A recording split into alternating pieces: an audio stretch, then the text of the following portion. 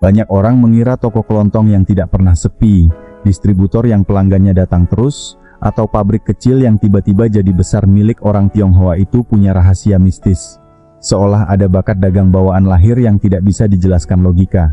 Padahal kalau kita bongkar sampai ke akar, semua itu bukan soal jimat, bukan soal hoki, dan bukan juga soal darah keturunan semata.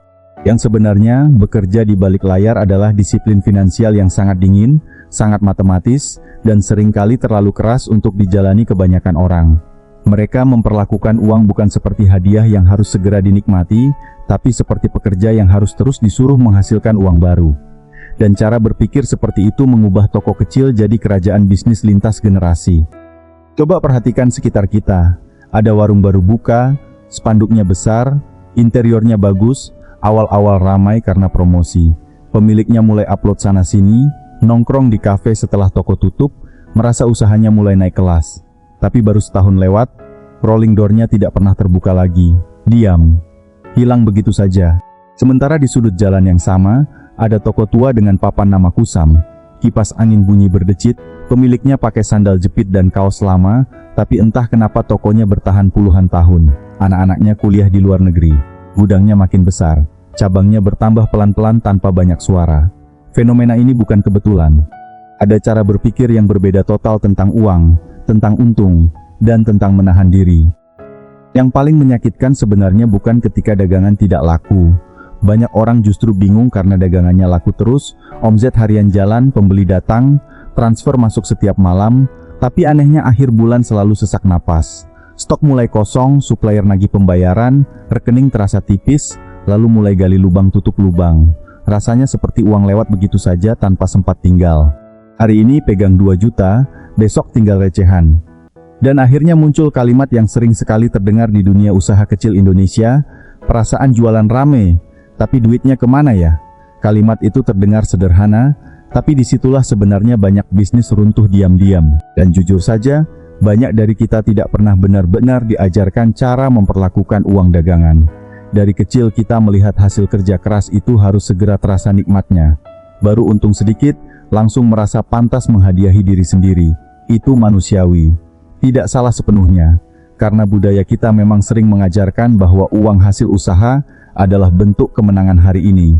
Maka begitu ada uang masuk, motor dicicil, gadget diganti, nongkrong ditambah, gaya hidup naik pelan-pelan tanpa sadar. Masalahnya, bisnis kecil itu belum kuat menopang ego sebesar itu. Kita sering mengira profit adalah uang bebas pakai, padahal dalam dunia dagang, profit seringkali hanyalah napas tambahan agar bisnis bisa hidup lebih lama. Di video ini kita akan membedah lapisan demi lapisan cara pedagang Cina memutar uang sampai bisnisnya punya daya tahan yang sulit ditumbangkan. Bukan teori motivasi kosong, tapi pola yang benar-benar hidup di lapangan. Cara mereka menjaga arus kas, cara mereka menahan gengsi, cara mereka memutar stok, sampai cara mereka membangun kepercayaan yang nilainya lebih mahal dari pinjaman bank. Dan menariknya, semua ini tidak peduli Anda suku apa, agama apa, atau lahir dari keluarga kaya atau bukan.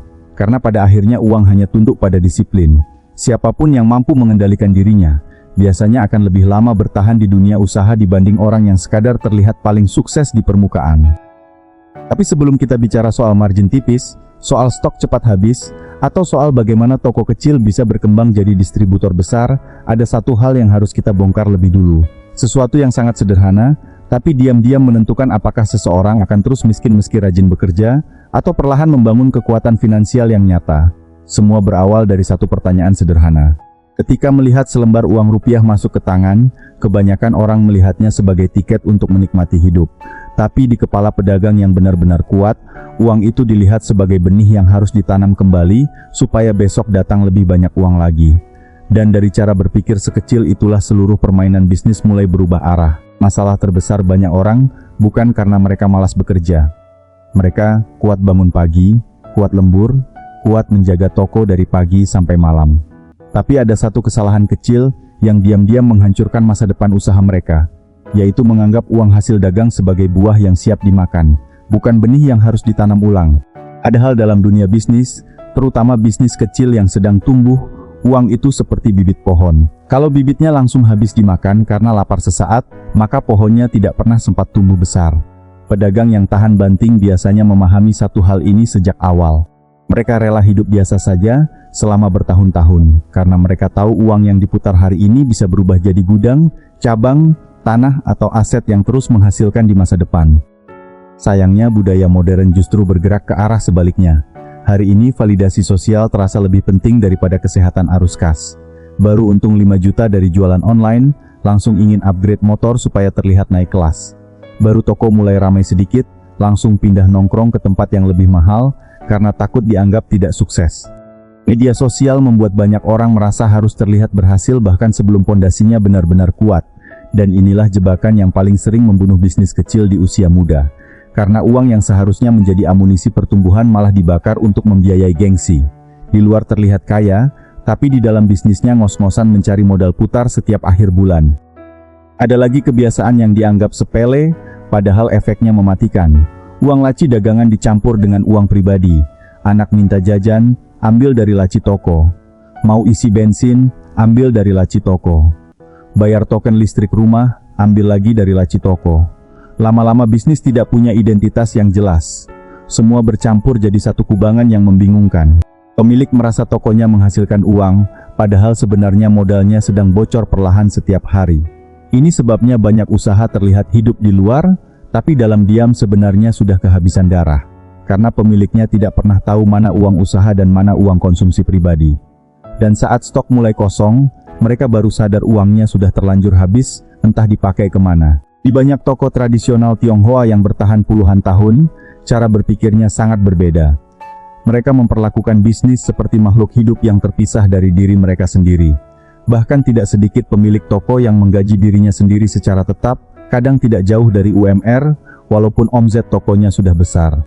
Artinya, dia tetap harus hidup dari gaji itu, bukan seenaknya mengambil uang dari hasil penjualan harian. Kenapa begitu? Karena mereka sadar, bisnis yang sehat membutuhkan struktur. Begitu pemilik mulai rakus mengambil uang seenaknya, bisnis kehilangan fondasi. Dan uniknya, justru disiplin seperti inilah yang membuat usaha mereka pelan-pelan tumbuh jauh lebih besar dibanding orang yang terlihat lebih kaya di awal. Bayangkan sebuah mesin pompa air tua di kampung. Saat pertama dinyalakan, pompa itu perlu air pancingan supaya mesin bisa menarik air tanah dari bawah. Modal usaha itu persis seperti air pancingan tadi. Kalau air itu malah Anda minum sedikit demi sedikit untuk memuaskan keinginan hari ini, pompanya tidak pernah berhasil menarik aliran besar dari bawah tanah. Mesin akan terus kering. Banyak bisnis kecil gagal bukan karena produknya jelek, tapi karena modal putarnya habis sebelum sempat menghasilkan arus uang yang stabil. Pedagang yang kuat memahami ritme ini. Mereka rela menahan haus sementara, demi memastikan pompanya terus bekerja sampai akhirnya air mengalir deras tanpa perlu dipaksa lagi. Jadi sebelum kita bicara soal strategi dagang yang lebih teknis, sebenarnya ada dua software yang harus diperbaiki dulu di kepala kita. Pertama, jangan makan benih. Kedua, jangan campur uang bisnis dengan uang hidup pribadi. Kedengarannya sederhana, tapi sebagian besar usaha kecil runtuh justru karena gagal menjalankan dua hal dasar ini secara konsisten. Setelah pondasi cara berpikirnya benar, barulah kita bisa masuk ke ruang mesin sebenarnya. Karena di lapangan, pedagang yang bertahan lama bukan cuma pintar jualan. Mereka sangat paham bagaimana membuat barang bergerak cepat, bagaimana uang terus berputar tanpa berhenti, dan bagaimana setiap rupiah dipaksa bekerja seefisien mungkin setiap hari. Salah satu rahasia paling penting yang sering tidak dipahami orang ketika melihat bisnis pedagang Cina adalah mereka tidak terlalu tergila-gila pada untung besar per barang. Fokus mereka justru ada pada kecepatan uang berputar. Mereka lebih senang untung Rp1.000 tapi barangnya habis 100 dalam sehari, dibanding untung 10.000 tapi barangnya cuma keluar 5 dalam seminggu. Karena dalam kepala mereka, barang yang diam terlalu lama di rak itu bukan aset, tapi uang yang sedang dipenjara.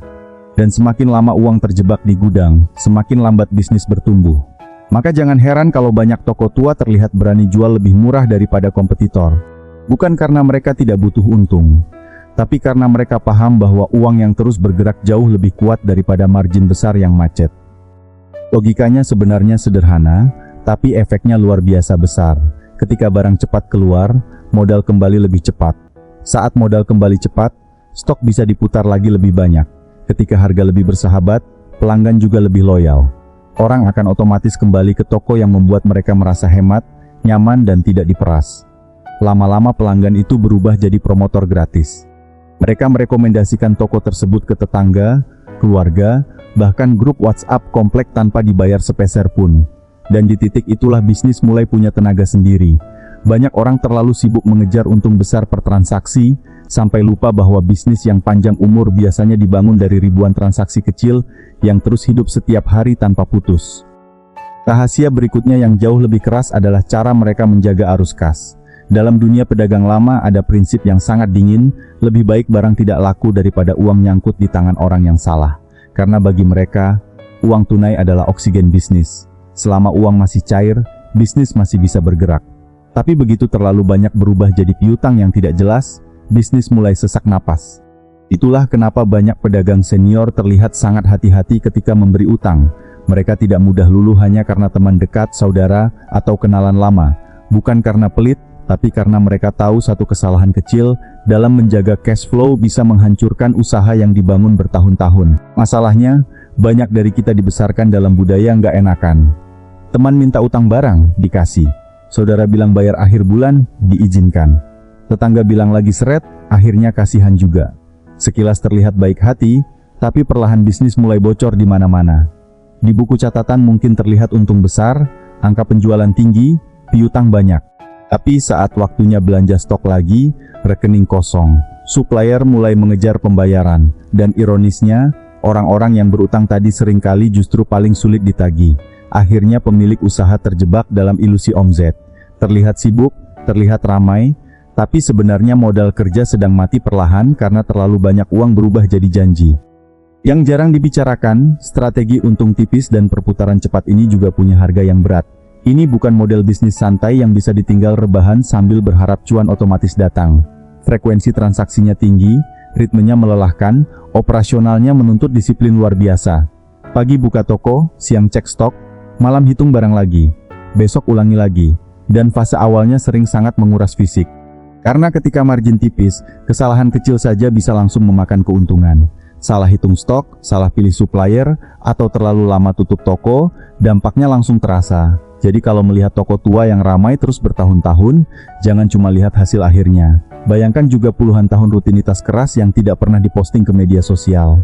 Tapi ada pertanyaan yang jauh lebih menarik.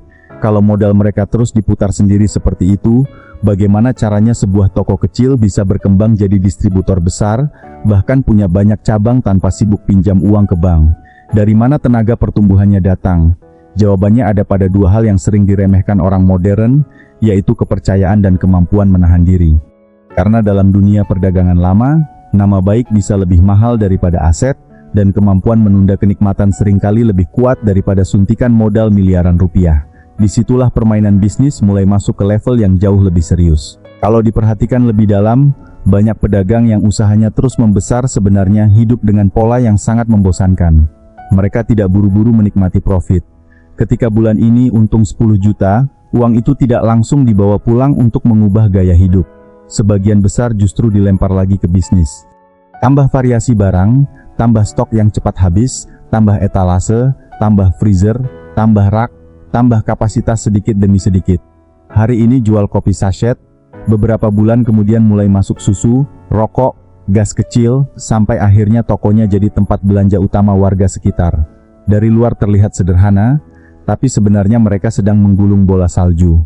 Profit kecil diputar terus, sampai lama-lama ukurannya membesar sendiri. Dan menariknya, pertumbuhan seperti ini jauh lebih kuat dibanding bisnis yang besar karena utang besar di awal. Lalu muncul pertanyaan penting. Bagaimana mungkin toko kecil bisa punya stok sangat banyak padahal modal awalnya biasa saja? Disinilah rahasia yang paling jarang dipahami orang, yaitu kekuatan kepercayaan. Dalam dunia distribusi ada sistem yang disebut tempo. Barang dikirim sekarang, pembayarannya menyusul 1 bulan atau 2 bulan kemudian. Artinya, pedagang bisa menjual barang lebih dulu, mendapatkan uangnya lebih dulu, baru membayar supplier belakangan. Bayangkan betapa kuat efeknya bagi arus kas. Mereka seperti memakai modal milik orang lain untuk menghasilkan keuntungan. Dan ketika fasilitas ini sudah terbuka, pertumbuhan bisnis bisa melompat jauh lebih cepat dibanding hanya mengandalkan uang pribadi. Sayangnya banyak orang langsung berpikir ini soal privilege kelompok atau kedekatan suku tertentu. Padahal dunia dagang tidak sesederhana itu. Supplier tidak peduli Anda Jawa, Batak, Madura, Minang, atau Tionghoa. Yang mereka lihat hanya satu, apakah Anda bisa dipercaya atau tidak. Kalau setiap jatuh tempo Anda selalu bayar tepat waktu, lama-lama pintu kepercayaan akan terbuka sendiri. Tapi kalau sekali saja Anda telat tanpa kabar jelas, reputasi itu bisa rusak bertahun-tahun. Di pasar tradisional, nama baik menyebar sangat cepat. Dan bagi pedagang lama, telat bayar bukan sekadar masalah uang, tapi tanda bahwa seseorang tidak layak dipercaya untuk bermain di level yang lebih besar. Ada lagi hal yang sering membuat orang bingung. Kenapa banyak pemilik usaha yang sebenarnya sangat kaya justru tampil biasa saja? Tokonya ramai, gudangnya besar, asetnya banyak, tapi pemiliknya masih naik motor lama, pakai kaos oblong, makan di warung sederhana. Karena bagi mereka, uang yang dipakai untuk pamer adalah uang yang berhenti bekerja. Mereka lebih suka mengunci uang ke aset produktif. Beli ruko kecil lagi, tambah tanah di pinggir kota, simpan emas, perbesar gudang. Semua keputusan mereka diarahkan untuk memperkuat mesin penghasil uang, bukan memperbesar citra sosial. Sementara banyak orang lain justru terjebak membeli barang yang nilainya terus turun hanya demi terlihat berhasil di mata lingkungan sekitar. Dan jujur saja, cara hidup seperti ini tidak mudah, sangat tidak mudah. Bayangkan punya uang ratusan juta atau bahkan miliaran, tapi menahan diri untuk tidak memamerkannya, tidak upload setiap pencapaian, tidak buru-buru ganti mobil hanya karena teman-teman mulai terlihat lebih mewah. Ego manusia itu haus pengakuan. Sangat gatal rasanya ketika kita merasa sudah berhasil tapi tidak mendapat tepuk tangan sosial. Tapi justru disitulah pembeda paling besar antara orang yang benar-benar membangun kekayaan dan orang yang hanya ingin terlihat kaya. Yang satu fokus memperkuat akar, yang satu sibuk mengecat daun supaya tampak indah dari luar. Kalau dirangkum, ada 5 pola yang terus berulang dalam dunia pedagang yang tahan banting. Mereka rela untung tipis demi perputaran cepat. Mereka menjaga uang tunai seperti menjaga napas hidup bisnis. Mereka menggulung profit kembali menjadi stok dan aset. Mereka menjaga reputasi pembayaran lebih serius daripada menjaga gengsi. Dan mereka memilih tampil biasa demi memperbesar mesin uang di belakang layar. Semua ini bukan teori baru. Ini pola yang sudah bertahan puluhan bahkan ratusan tahun. Pertanyaannya sekarang bukan lagi apakah pola ini terbukti berhasil atau tidak. Pertanyaannya, bagaimana orang biasa dengan gaji pas-pasan atau warung kecil bisa mulai menerapkan prinsip ini secara realistis mulai besok pagi? Kalau Anda benar-benar ingin mulai mengubah arah keuangan usaha, langkah pertama sebenarnya tidak rumit. Bahkan mungkin terlalu sederhana sampai sering diremehkan. Mulai malam ini, pisahkan uang pribadi dan uang bisnis. Jangan besok, jangan tunggu omset besar dulu. Pisahkan sekarang. Buat rekening berbeda, dompet berbeda, bahkan kalau perlu bank yang berbeda supaya tidak tergoda mencampur. Karena selama uang dagangan masih dipakai sesuka hati untuk kebutuhan harian, bisnis Anda tidak pernah benar-benar punya fondasi. Banyak orang bermimpi punya cabang, punya gudang, punya usaha besar, tapi masih beli rokok, bensin, atau kopi pakai uang laci dagangan. Dan selama kebiasaan kecil itu belum berhenti, bisnis akan terus bocor tanpa terasa. Langkah berikutnya yang terasa menyakitkan adalah menggaji diri sendiri secara tetap. Tentukan angka yang realistis sesuai kondisi usaha Anda. Misalnya 100.000 sehari atau 3 juta sebulan. Setelah itu disiplin hidup dari angka tersebut. Apapun yang terjadi, jangan ambil uang tambahan hanya karena merasa ini kan usaha saya sendiri. Justru disinilah kedewasaan seorang pemilik usaha diuji. Ketika bisnis sedang ramai, godaan mengambil uang sangat besar. Tapi pedagang yang kuat memahami satu prinsip penting, bisnis harus tetap hidup bahkan saat pemiliknya sedang tidak kuat secara emosional. Maka aturan harus lebih kuat daripada suasana hati, karena bisnis yang sehat tidak boleh bergantung pada impuls pemiliknya setiap hari. Lalu bagaimana kalau kita masih kecil dan belum punya akses tempo dari supplier? Jawabannya bukan mencari koneksi instan, tapi membangun kepercayaan pelan-pelan. Datang ke supplier yang sama secara rutin. Belanja tunai dengan disiplin. Jangan terlalu banyak drama tawar-menawar sampai membuat hubungan tidak nyaman. Dalam dunia perdagangan, supplier sangat hafal mana pembeli yang serius dan mana yang cuma numpang lewat. Setelah beberapa bulan transaksi konsisten, wajah Anda mulai dikenal, pola belanja mulai terbaca, dan dari situlah kepercayaan tumbuh. Baru perlahan coba ajukan tempo kecil, mungkin seminggu dulu. Jangan langsung mimpi 2 bulan. Kepercayaan bisnis dibangun seperti menyusun bata, sedikit demi sedikit, tapi kalau runtuh bisa hancur dalam 1 malam. Yang sering membuat banyak orang gagal sebenarnya bukan kurang pintar, tapi tidak tahan dengan rasa bosan. Karena menjalankan bisnis dengan disiplin seperti ini sangat monoton. Bangun pagi, buka toko, cek stok, layani pembeli, hitung barang, rapikan rak, tutup toko, ulang lagi besok. Tidak ada drama keren seperti konten motivasi bisnis di internet. Tidak ada musik heroik. Yang ada justru rutinitas panjang yang kadang membuat mental lelah. Tapi justru disitulah kekuatan sebenarnya dibangun. Pedagang yang berhasil puluhan tahun biasanya bukan orang paling jenius, melainkan orang yang paling tahan menjalani rutinitas membosankan tanpa kehilangan arah. Mereka bekerja seperti mesin, bukan berdasarkan mood. Dan kemampuan seperti itu sekarang semakin langka. Menariknya, pola ini sebenarnya tidak eksklusif milik satu etnis saja. Coba lihat warung Madura yang buka hampir 24 jam. Lihat rumah makan Padang yang bisa punya cabang di mana-mana. Polanya mirip.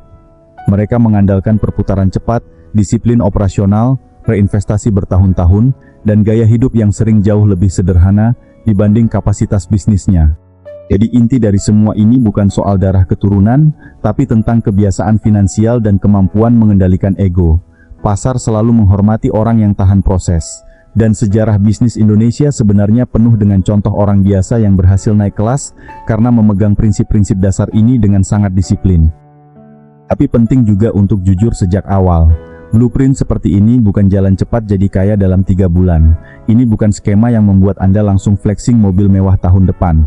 Justru sebaliknya, jalur ini sering terasa lambat, sepi, dan tidak menarik dilihat dari luar. Tapi kalau dijalani serius, inilah jenis strategi yang bisa membuat hidup jauh lebih stabil dalam 10 atau 20 tahun ke depan.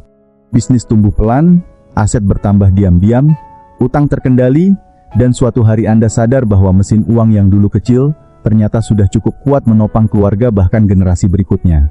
Dan mungkin memang itulah definisi kekayaan yang sebenarnya, bukan terlihat paling kaya hari ini, tapi punya kekuatan finansial yang tetap berdiri saat banyak orang lain mulai kehabisan napas. Kalau ada satu hal yang perlu benar-benar diingat dari semua pembahasan ini, mungkin sesederhana ini. Pisahkan uang pribadi dan uang usaha. Jangan biarkan modal bocor karena gengsi kecil sehari-hari. Berani ambil untung tipis demi perputaran cepat. Jangan terlalu mudah memberi utang hanya karena tidak enakan. Putar kembali profit menjadi stok dan aset produktif. Dan yang paling penting, jaga nama baik dalam urusan pembayaran seolah itu nyawa bisnis Anda sendiri. Karena di dunia perdagangan, reputasi yang baik seringkali lebih berharga daripada modal besar.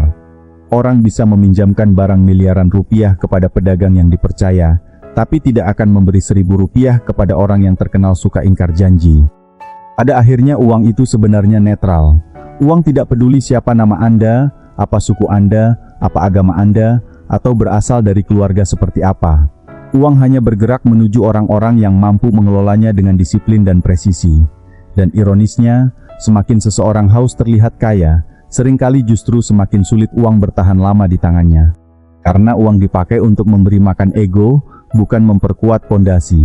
Pedagang yang benar-benar kuat memahami bahwa tugas utama uang bukan membuat orang lain kagum, tapi menciptakan kebebasan dan ketahanan hidup dalam jangka panjang. Mereka tidak sibuk terlihat berhasil setiap hari, karena mereka sedang sibuk membangun sesuatu yang jauh lebih besar di belakang layar. Jadi kalau hari ini Anda merasa bukan keturunan pedagang, tidak punya keluarga kaya, atau tidak punya modal besar, jangan buru-buru menyerah. Banyak orang sukses lahir dari titik yang sangat sederhana. Warung kecil, toko sempit, bahkan jualan dari teras rumah. Yang membedakan bukan siapa orang tuanya, tapi siapa yang paling tahan menjaga disiplin saat hasilnya belum terlihat. Kalau generasi sebelum Anda tidak sempat membangun fondasi finansial yang kuat, mungkin justru tugas Anda sekarang menjadi orang pertama yang memulainya. Jangan jadikan masa lalu sebagai alasan untuk terus mengulang pola yang sama. Karena keputusan-keputusan kecil yang Anda ambil hari ini bisa menentukan apakah anak cucu Anda nanti mewarisi beban atau mewarisi mesin uang yang sehat. Coba bayangkan 10 atau 15 tahun ke depan, saat banyak orang masih pusing membayar cicilan gaya hidup yang dulu dipakai untuk terlihat sukses, Anda justru punya aset yang diam-diam terus bekerja. Ruko yang menghasilkan sewa, gudang yang penuh stok berputar, bisnis yang tetap hidup meski Anda tidak lagi berdiri dari pagi sampai malam di belakang meja kasir. Dan di titik itu, hidup terasa berbeda. Bukan karena Anda paling mewah, tapi karena Anda tidak lagi hidup dalam kepanikan finansial setiap akhir bulan. Ada ketenangan yang tidak bisa dibeli dengan pencitraan. Ada rasa aman yang lahir dari proses panjang, disiplin panjang, dan keputusan-keputusan kecil yang dulu mungkin terasa membosankan. Sekarang saya ingin tanya jujur, dari semua jebakan gengsi yang kita bahas tadi, mana yang paling sering menggoda ketika uang mulai masuk? Apakah keinginan upgrade kendaraan, nongkrong lebih mahal, beli gadget baru, atau mungkin keinginan terlihat sukses di media sosial? Tulis jujur di kolom komentar. Karena sering kali kesadaran dimulai dari keberanian mengakui kebocoran terbesar kita sendiri. Dan siapa tahu, dari diskusi sederhana di bawah video ini, ada banyak orang yang akhirnya sadar bahwa masalah mereka selama ini bukan kurang kerja keras, tapi kurang disiplin mengelola hasil kerja kerasnya. Jika pembahasan tentang cara berpikir dan strategi fundamental ini membuka sudut pandang baru buat Anda, silakan bagikan video ini agar lebih banyak pelaku usaha kecil di Indonesia mulai membangun bisnis dengan pondasi yang lebih sehat. Karena UMKM yang kuat bukan lahir dari motivasi sesaat, tapi dari kebiasaan finansial yang benar dan dijaga bertahun-tahun. Terus belajar, terus berproses, dan jangan buru-buru ingin terlihat berhasil sebelum akar bisnis Anda benar-benar kuat. Saya pamit undur diri, dan sampai jumpa di ruang diskusi Duta Finansial berikutnya.